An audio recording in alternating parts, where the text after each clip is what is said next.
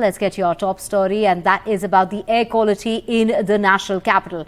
So this morning the sun is out and there's a marginal improvement when we talk about the air quality index. So from the severe category, we're now in the very poor category as far as Delhi is concerned. However, this air continues to be highly toxic as far as the NCR region is concerned.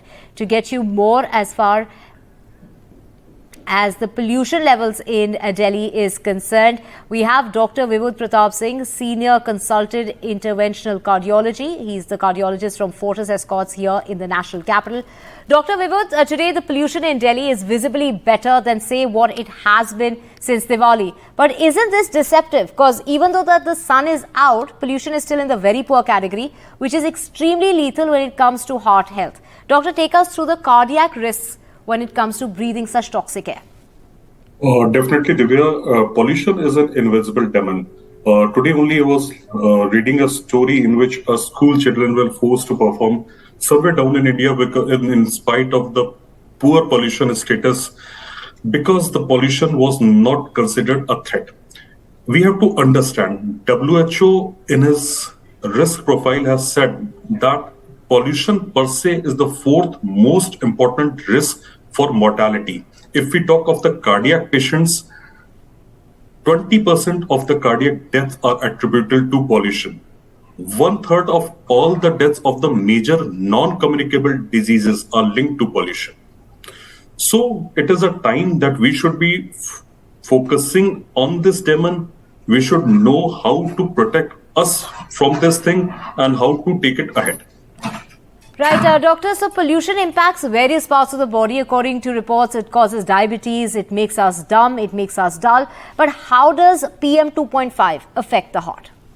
Okay, so what the pollution per se does is pollution, especially we're talking of the particles that are PM 2.5 micron, they are around 30 size less than a size of a hair. So what they do, you inhale them, they go inside the lungs, they flow through the lung axis, they just go inside the circulation. They are a source of oxidative stress and inflammation.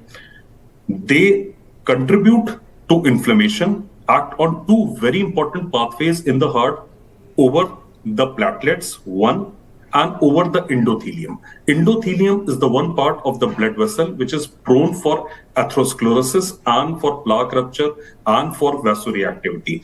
So directly a pollution particular in the air down to oxidative stress and atherosclerosis and inflammation, that is the total link status of a pollution, a particular of 2.5 micron.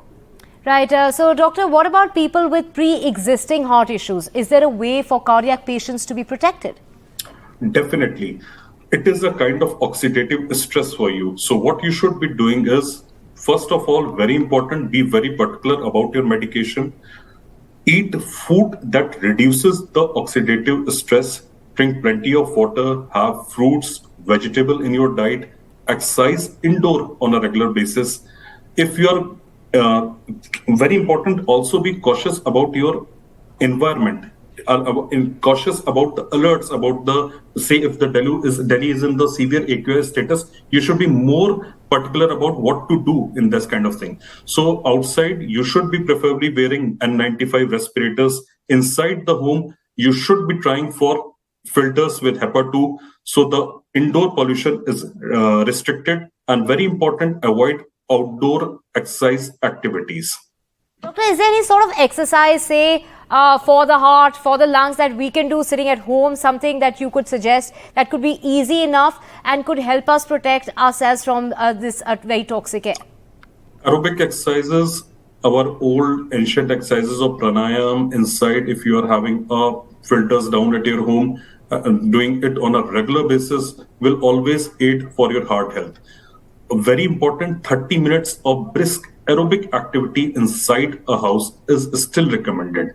That means in view of pollution, don't stop your activities totally. Focus on the activities that you can do inside house. So skipping a rope, say indoor cycling, having a light form of yoga, 30 minutes brisk activity is what is recommended.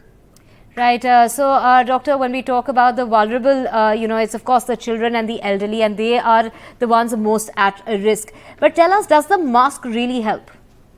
Yeah. So as per the WHO update in the group, we has got a very severe AQI status as we are going now.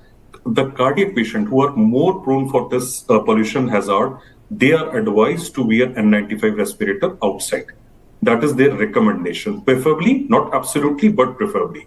Avoid unnecessary travel.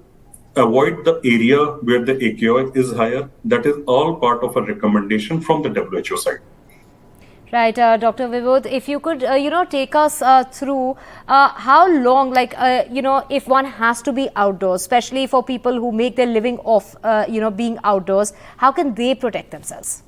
That is a very important thing, Divya. That's a very important question because pollution doesn't impact all the society. It impacts the society different way across the board when we talk of the population. So a person who is exposed more to the pollution, say our traffic policemen who are standing on a chalk or a laborer who has to work outside, what one has to do, he has to have a hydration. The diet should be proper, rest should be proper. Try to limit the exposure. If your job demands to be down there, wear a mask.